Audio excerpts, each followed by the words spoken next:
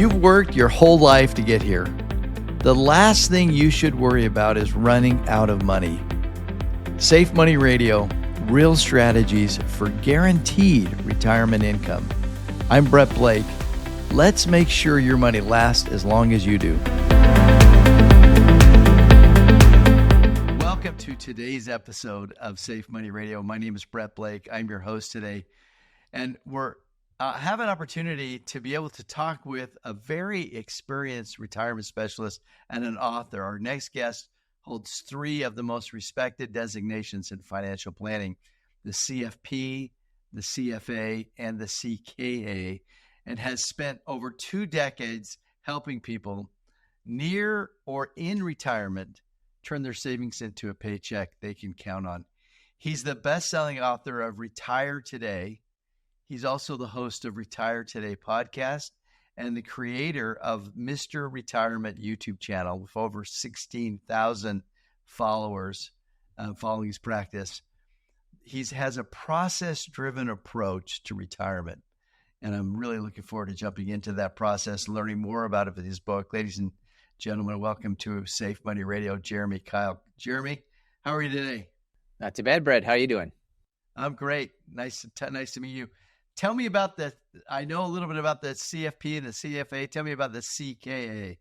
Yeah, CKA is a Certified Kingdom Advisor. So if you're somebody that has a Christian belief and cares about how your money decisions are influenced by that Christian belief, that's the whole goal. There's a lot of things about money in the Bible, Brett.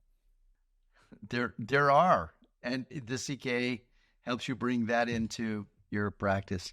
That's exactly it. I got that about 10 or 15 years ago, and it was wonderful. I read a bunch of finance books. I read the Bible often enough, perhaps not often as I should, but it was great to meld those two together and just learn more about what the Bible has to say about money. Fantastic. Now, talk to me. You've been doing this for 20 years, and you've decided to make your focus be individuals who are just about ready to be retired or just moving into retirement. Why that focus? The main reason is I love it. As you're heading towards retirement, you're making these big one-time decisions that you've never been trained to do. You've never done it before at all. You sign a piece of paper for your pension. You click on the buttons for your Social Security. You basically can't change it. And so that creates a huge opportunity then for people to get things wrong, hopefully get them right if they follow a good process. Yeah, and there's you actually have estimated the cost of getting Social Security claiming wrong. Well, tell us a little bit about that. Yeah, in my book, I talk about Dr. Larry Kotlikoff, who did a study suggesting that only 4% of couples make the optimal decision. That's the nice way to say they did it wrong. And on average, the people who perhaps didn't get optimal, they may be missing out on $180,000 of lifetime income. That's a big dollar amount. Spread that out over your remaining retirement. You'd prefer to have that money in your pocket. 180,000? Did I hear that right? Yes, 180,000 is what Dr. Larry Kotlikoff estimated. I saw another study that said 110,000. Whichever one's correct, it is showing that Social Security is a big decision that you ought to figure out ahead of time. I like to say you need to learn the math, do the math, and follow the math. And a lot of times with Social Security, you're just doing what your buddy at McDonald's told you to do. Yeah. So even the Social Security Administration, I think on their website says deciding when to claim Social Security can be the most important decision a retiree will make. So before we get too far into this, will you show us your book, Retire Today? I love for people You've to got see it right here, Retire Today. Right? Yep. And the subtitle, plan. Yes, create your retirement master plan in 5 simple steps. It's the same. It's just detailing in 222 pages the process I take all my clients through that I've developed over the last 23 years. Okay, so you have a book. You also have a video training series that you make available for free to clients on your website. Is that what I heard? Is that true? Yeah, that's exactly it. Quick and easy. About 15, 20 minutes later, you can read through or review all 5 steps, I go through the basics of all 5 steps. It's at 5stepretirementplan.com is where I host that. Okay. So that step is at 5 Steps Retirement Plan. Your website is Jeremy Keil with a KEIL.com. Is that where they can get a copy of the book? If they want the book, is that available there on Amazon? Where will they find the book? Yep. Head over to jeremykeil.com, JEREMYKEIL.com, and that'll tell you a little bit more about the book and give you a link to buy it through Amazon. Okay. Let's jump into these 5 steps, and I think that'll kind of help us have an organized conversation today and be able to help individuals who are in that phase of just looking at retirement or just entering retirement. Walk us through those steps, if you don't mind. Yeah, so we've got 5 steps. The important part is to do them in order, where you really need to understand what is it you're truly solving for. A lot of people approach retirement, and what they're solving for is, do I have enough money?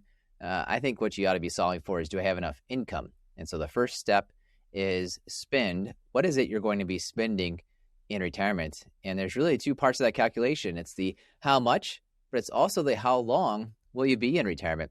And so I talk through something called the retirement longevity number of how long are you likely to be in retirement. And quite often your estimate is wrong, where if you are 55 years old and I ask you, when might you retire? You'll probably say 65. But if you ask a 65-year-old, when did you retire? You most likely said 62. A lot of people retire about 3 years earlier than they expected. And if I ask you about the other end of it, how long do you think you might live? You often get numbers around like 80, 85, whatever number might be. But there's a lot of studies that show your estimate on your longevity, your life expectancy, is off by about 4 or 5 years. And so you're heading into retirement and you're putting together a spreadsheet of how much money do you need and how long do you need it. But you retire 3 years earlier, you live 5 years later, you're accounting for a lot of years that might be a zero in there because you didn't plan for it. Yeah. And the worst part would be I'm healthy, life is great, but oh no, I planned wrong and I'm going to run out of money before I ran out of life. Yeah, that's exactly it. Yeah. Like the worst case scenario, right? Okay. That's number 1, your spend. Not only how much do you need, but how long are you going to need that for?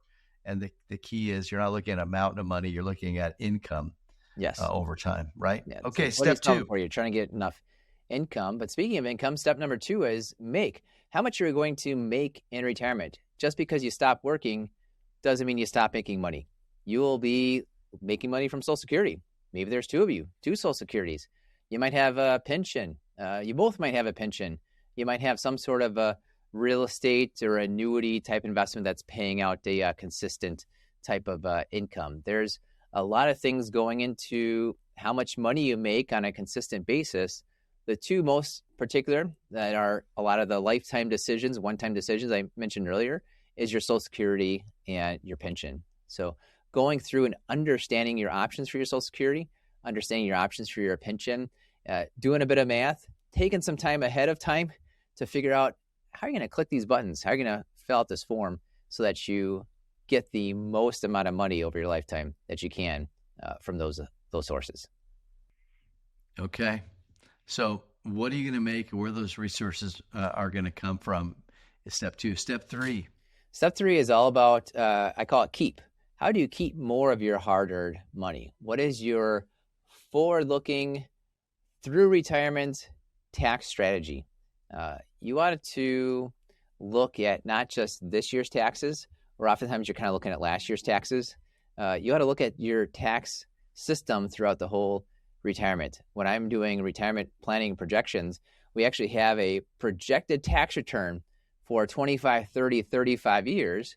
That's really helpful because you can see, when am I going to be having high tax years? When am I going to be having low tax years? And what you often want to do is to intentionally throw your money at a low tax year so that the money gets taxed at a rate that you know that you can control and is hopefully lower than it would have been if you waited later on. Often that's a Roth conversion if you're finding that. And the guidance I give related to Roth conversions is a lot of people think it's like a yes or no. Do I do a Roth conversion or not do a Roth conversion? And I think the right answer is not the yes or no, but it's how much and how long do I do a Roth conversion for? I give an example, a story in the book. I met a lady who was at the bottom of the 24% tax bracket. We figured out this is a wise choice for you to do 3 years in a row of $200,000 a year of Roth conversions that would fill up the 24 tax bracket for that couple. And then I helped her out December. We were meeting end of the year. It was great. We can take care of 2 of these in about a month. So December, I helped her out, called her in January and said, it's time to do your second Roth conversion. She wanted to hold on to her money through an account like a Vanguard or something. Didn't want us to manage it. So that's why I had to call her about it there. And she said, no need. I already did it. I said, okay, that's, good for you. So you did 200,000. We took care of that. And then, you just did 200,000 again. She said, no, after we did the 200,000 last year, I thought, what does it matter? I just did the rest of it. She converted the remaining 400,000 basically the next day, throwing her into the 32 and even the 35% tax bracket. She said, I figured it didn't matter too much. It mattered. I forget the calculation. I think it was about 23,000. It's in the book. It cost her about $23,000 extra in taxes, my calculation, because she forgot the golden rule. It's not about, yes, I'm doing it on the entire account. It's how much and when am I doing that? So I want to pause for a little bit and have a conversation about this Roth conversion, because we take for granted the fact that, listen, everyone's going to be listening, is going to understand why you would do a conversion. What is a Roth conversion? What's the benefit of a Roth conversion? And then get into a little bit more about that example, and this filling up your tax bracket, I think, is an important concept. So this is an area I think you could really help a lot of our listeners on. Would you just kind of give the basics of what is in a Roth conversion, and why are there so many seniors who are saying, how do I convert from a traditional IRA to a Roth IRA? Yeah, well, I'll give you the reason why so many people are looking at wanting to do a Roth conversion. Often they haven't done it. They start approaching required minimum distribution age. They do the calculation. They say, oh my goodness, all this traditional 401k and traditional IRA money that I had that felt really good to have, because leaving it alone and not taking the money out, there's no taxes there. But then it continues to grow, hopefully, and you reach a point where the government says this money's got to keep going out to you. It's got to show up on your tax return. And often that will make more of your Social Security taxable. It could easily then make more of your Medicare as a higher cost. And that's even beyond just paying taxes on the money that's in there. And so the idea of a Roth conversion is controlling the year when you pay the taxes. Where you get to 73 and beyond, the government says this is the dollar amount at the minimum, which shows up in your tax return. So when you project things out and say, okay, well, this year, and often what happens is you might retire, you might live off of some money in the bank, you might not necessarily need to take money out of your traditional account. Maybe there's a brokerage account that you're living off of. It's really fun and easy to have a low tax return at the beginning point of retirement. It feels great. I can't blame you. But that's often a missed opportunity, where you've got these low tax returns or tax brackets at the beginning of retirement quite often. And then later on, you continue to grow those traditional funds and often end up with a higher tax rate later on. So the idea often is you kind of almost like levelize your tax burden. Often when you levelize your tax burden by just kind of pushing forward your future income into a current year with a Roth conversion, you end up, when you calculate out, you often get a lower tax burden overall. Yeah. So I love this. It's just the idea of having control, being in control of what you're going to be taxed, when you're going to be taxed. And some people look at it as, I'm taxing a smaller amount of money, allowing it to grow rather than waiting till it grows and having a larger tax amount. And I think a lot of individuals, again, we focus on contributing to our IRA. We don't realize that the day comes when you're forced, if you have a traditional IRA, to start distributing that money, and so that the government can tax it finally, and this time tax, instead of the small amount, the large amount over time. So Roth conversion gives you that control. And what you were explaining at the beginning is we have these tax brackets that are banded, right? That you hit a 24% tax bracket, and the next tax bracket could be a 2% tax bracket. And the goal is, without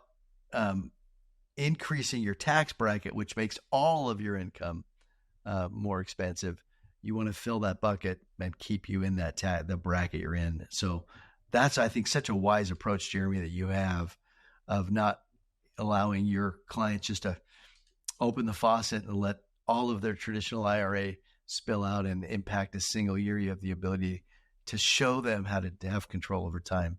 That's the whole point of step number 3, right? Yeah, it's exactly it. You take the control, you project it out and say, if I leave things alone versus what if I take some specific decisions. It is interesting with the tax bracket. So many people are concerned about, I don't want to go into the next tax bracket. What's interesting, especially about one particular tax bracket kind of change, is in the 22% tax bracket, it turns into the 24% tax bracket if you go beyond it. That's a very, very small difference. And often people look at it and say, oh, I wish I could do more.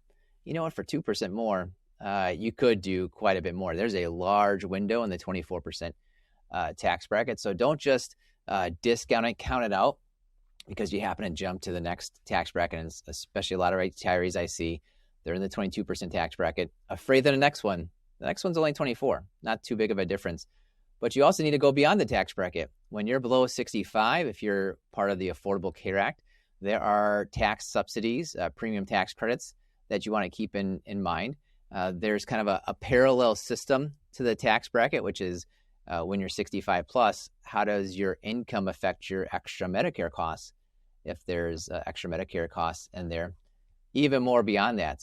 So that's why we take a look at, here's a tax strategy, but the tax strategy includes your federal income tax, your state income tax, your net investment income tax, your Medicare IRMA surcharges, your Affordable Care Act premium tax credits. There's a lot of factors that go into it that I see often a client, an individual investor, and frankly, often a tax advisor often misses, because the tax advisors are really, truly kind of focused a lot on the tax piece. And there's a lot of other things like Medicare and the Affordable Care Act that are very much affected, even though they don't show up on the tax return, on the main page of the tax return. Awesome. So I love this. Number one, what are you going to spend and for how long? Really focusing on income, and for how long are you going to need that income? Number two, what are you going to make and what sources of income are you going to have? And number three, how are you going to make sure you keep as much of that as possible and really have thoughtful tax planning and planning around other type of fees and needs that you're going to have over time? What's step 4? Yeah, step 4 is about invest. It's how do you invest your money? And that's where a lot of people start. They think they need to start with investments. The goal of your investments is to meet a need. And you don't quite know your need for when you need your money until you figure out the spend and the make and what you can do to keep more of your money. But the big deal in my mind of investing is deciding, projecting out, when do you need the money? You can't control what's going to happen to your money in the stock market especially, but you can choose the risk. You can choose kind of the time frame of when you'll be needing that money and making sure you have the appropriate investments to match that. So I'm a big fan of the idea of the bucket system, that if you need short-term money, it ought to be short-term type of investments that you can rely on. If you need long-term money, it ought to be long-term type of investments that aren't reliable because they give you a return, right? If you want short-term money, the word is reliable. If you want long-term money, the word is return. That's what you're hoping for, is a return that ought to be, most of the time, is greater than the reliable type of money. So just projecting out, what's your short-term money need? What's your long-term money need? That's the way to approach your investments. Okay, awesome. And number 5? Number 5 is leave. Looking at what is it you're going to leave behind. Some people leave behind money. Some people leave behind a mess. And I'm hoping you'd prefer to leave behind some money without the mess. And of course, if you do leave behind some money, there's some estate planning things you want to take a look at. And in the terms of the mess, it's not just, did I have the right documents for my estate? But you ought to take a look at those first 4 parts of your retirement plan and say, yeah, everything looks great if everything is great. but what are the things that could derail the plan, right? What if I live longer than expected? What if I live shorter than expected? What if the stock market goes down? What if inflation goes up? What if my healthcare costs go up? You ought to look at the kind of the things that could affect your plan in a negative way and do the best you can to plan for and mitigate those different risks that are out there in your retirement. Awesome. And there you go. All 5 steps. All stuff, 5-step. I'll repeat them. Spend how much you're going to spend, for how long, how much you're going to make, how much you're going to keep, what are your investment strategies going to look like, and you've got a short-term needs and long-term needs. You want to make sure you split apart, and then your leave behind or legacy. What is that going to look like, and have you got a good plan in place? So those are the 5 steps. And I would assume they're covered in that Retire Today book and thoroughly, and gives readers a much in-depth review of each of those. Yeah, that's exactly it. Go through, talk through the different parts of retirement, the different fears and hopes people have for retirement, and then offer the 5 steps as a way to help kind of prepare yourself, get ready for retirement. A lot of people have gotten to retirement with a lot of funds saved up, and it's interesting. Imagine saving for retirement, and you work for 40 years.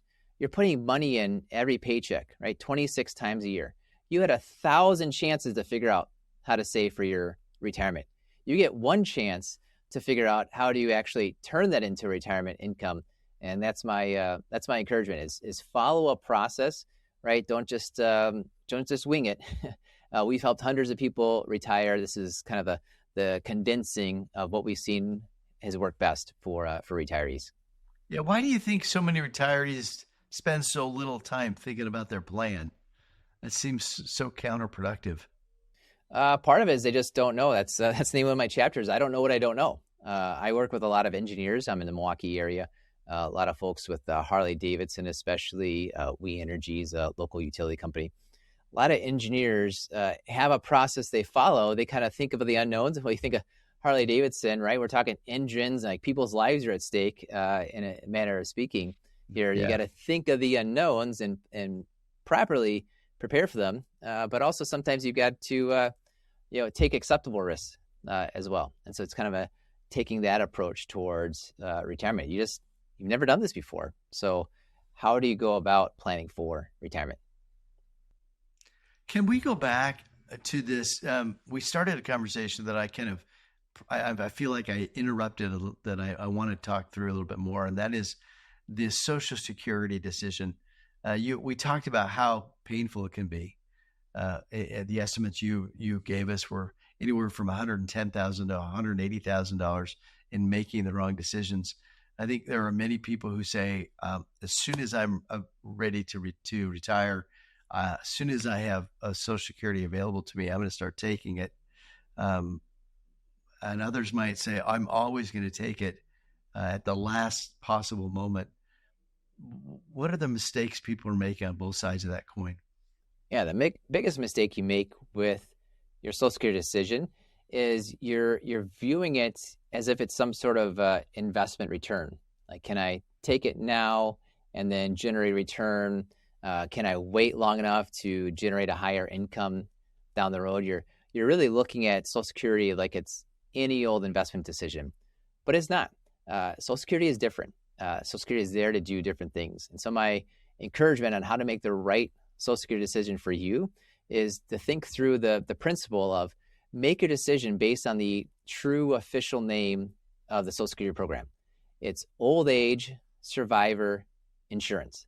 When you make your Social Security decision, if you're keeping in mind, how will this help me in my old age? How will this help me as a survivor?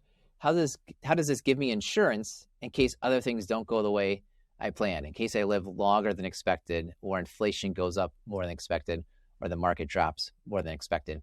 If you approach it that way, you'll often make a better decision. But I'll give you some practical advice too. Yeah. Because often there's 2 people entering into retirement. You got 2 spouses, 2 Social Security decisions. Oftentimes they either kind of look at it separately, like I'm going to do this and they want to do that. They look at it separately. Or they almost look at it together like, well, I did this, so they're going to do that. And they kind of do things at the same time. Imagine if you did things exactly at the same time and you had the same benefit. What happens then for the survivor is the one benefit goes away and the other one's still left. But then imagine another scenario. What if one of you takes it 3 years earlier and one of you takes it 3 years later? Roughly speaking, when you're both taking it, you've got basically the same benefit, right? You've got the same combined benefits. Someone's got a 20, 25% pay cut because they took it earlier. Someone has a 20, 25% paid raise because they took it later. You're getting the exact same benefit when there's two of you. But when there's one of you, that surviving spouse is now getting 20 to 25% higher. It doesn't cost you as a couple anything, but it helps your spouse by 20 to 25%. I haven't met a widow yet that says, I wish I had less Social Security money. They enjoy getting that few $100s extra because you made a choice, keeping in mind the old age survivor down the road. So a couple of the laws, the principles governing Social Security that many people don't know, right? There's you're signing up for a lifetime payment, and that payment amount changes based upon when you take it. I think many people don't understand that. Can you explain that a little bit? Yeah, so for most people at this point, if you haven't filed for Social Security yet, your full retirement age is probably 67. There's a couple people listening that it might be 66 and 10 months, but we're going to go at 67 right now. So that number on your statement, kind of in the top right-hand corner, that's how much you're promised to get at your full retirement age of 67. If you take it early, up to 5 years early at 62, that's a 30% pay cut you're asking for. If you take it all the way at 70, that's a 24% pay raise you're asking for. If you do the math from the lowest amount to the highest amount, it's a 76% boost if you take it at 70 versus taking it at 62. So there's a wide range of what you can choose your Social Security amount to be based on that promised amount that's showing up on your statement. So some people would say, then everybody should take it at 70. That's not what you're saying, right? Well, that's not what I'm saying. I think everyone should do some math. Everyone should follow math, most likely. Of course, I forgot step one, learn the math. Learn the math on Social Security. Yeah. And a big piece of the Social Security math that so many people forget is just how that survivor amount works. Where the fact that if there's two of you, whichever the higher benefit is the one that shows up to the survivor. And by definition, the survivor is around longer. So the higher benefit will be around longer. Also, if both benefits either grow or get decreased by taking it earlier or later, that higher benefit is affected more by taking it earlier or later. So the one that's going to be around longer, the one that grows at 8% at a bigger number is a bigger number. That's the larger the benefit. That's the one to really focus on. And oftentimes you want to take the larger benefit perhaps later than you expected. And the lower benefit, you might actually take it earlier than expected because it won't be around as long. And sometimes taking the earlier one lower than expected or earlier than you thought, it kind of what allows you to afford or feel better. Like I'm getting one of them at least on there. That kind of helps me to feel better about taking the other one later on. Okay, that's awesome. Now, you tend to, as you said, you tend to do a lot of work with engineers, individuals in Milwaukee who have pensions. Those are rare in many parts of the countries. But we have some listeners who will have a pension. If you talk to me about what many people don't understand about their pensions that they should think about, that they should be aware of. Yeah, the number one thing to think of with your pension and remember is you have more options than you think. Everyone I talk to people, they have spreadsheets galore. They run scenarios to galore. And I say, let's take a look at your pension options. I said, I have all my pensions options. I have it. What if I retire today and I take it today? What if I retire in 1 year and I take it exactly 1 year from now? You have a lot more options than that. You do not have to, most of the time. There's some that are like this. Most of the time, if you retire today, you do not have to take your pension today. And you ought to project out your pension to see when is the best time for me to take that. Doing that will help you understand what is the pension giving you. Sometimes the pension is giving you huge amounts of money for waiting. Sometimes it's not. So I've worked with people that their pension, the max is at 62. They could take it at 55. And they say, oh, I want to wait till I get to the max. Well, I figured it out. You're only getting 2% per year, for this particular pension. And you do the math, you say, that's no reason to wait. Take it as soon as you can. I've seen other people where their pension maxes at 67. Oh, wait, no, it doesn't. Let me do the math. It says 68, it says 69, 70, all the way up to 73. Just because it says normal retirement age on your statement of 65 or 67 doesn't mean that's the maximum. It's kind of like Social Security. Sometimes it is, sometimes it isn't. You just don't know. So you've got to go in and just run a few different scenarios. We Energies, where I work with a lot of folks in Milwaukee, they've got a funky system depending on when you started and if you're corporate or perhaps a union employee. Your pension might actually max out at 62, and then you lose a few bucks every month you wait after 62. And then they also have another system where it grows a little bit, probably like enough until you hit 65, 66, and then starts growing by 15% a year. And so you have somebody that walks in my office as a 66-year-old and says, oh, I'm retiring. I want to take my pension right away. Well, let's look at this. Guess what? You wait a year, they'll pay you 15%. I don't know. That's hard to say no to. It's pretty, but you don't know until you look into it. And absolutely. I have yet to find anyone. There's no one that's ever walked in my office that's shown up on a Zoom that said, okay, I'm 55 and I've got every year through age 70, I have all my options. No, they all have two options. What if I quit today and take it today?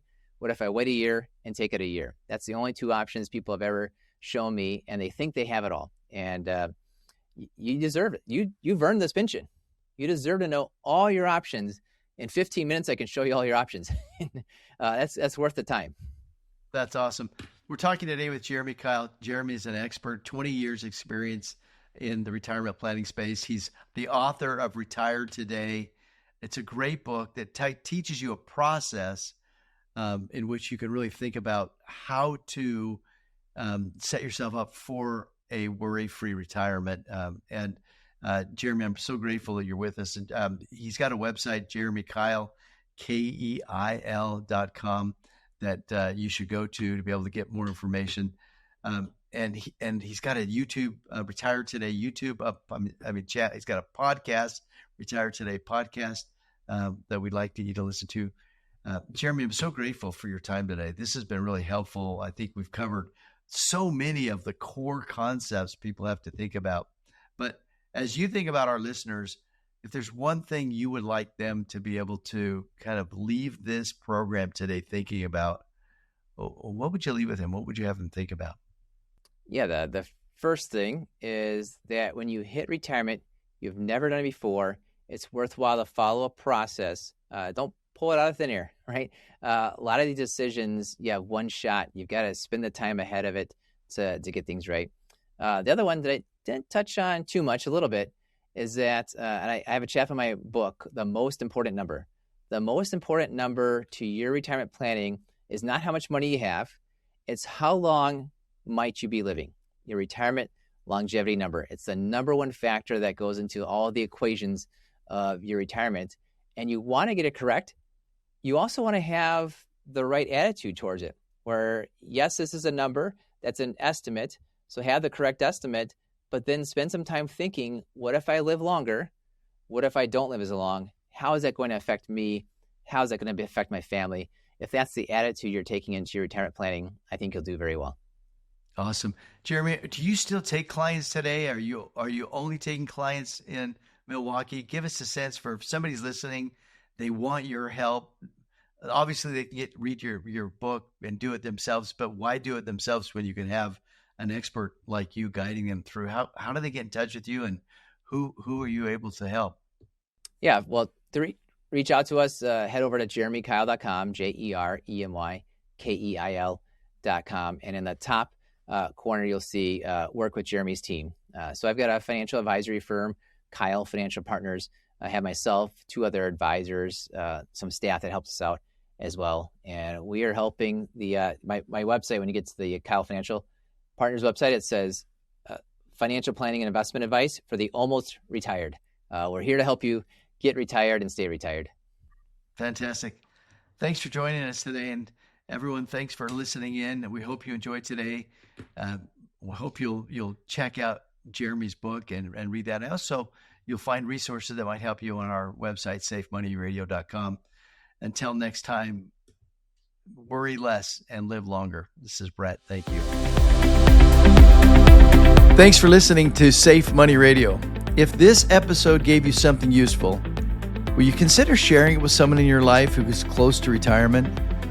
That's how the show reaches people who may benefit from our plain language retirement income education. 2 things before you go. The Safe Money Guide is available at no cost at safemoneyradio.com. It's written in plain language, designed to help explain retirement income concepts, and includes how annuities may work.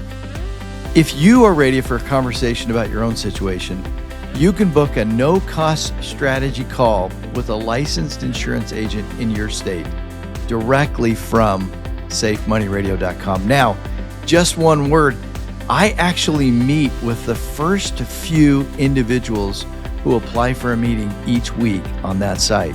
Now, there's no obligation to purchase. The conversation is intended to help you understand your options and whether an annuity may be appropriate based upon your individual circumstances. I'm Brett Blake. Until next week, worry less and live longer.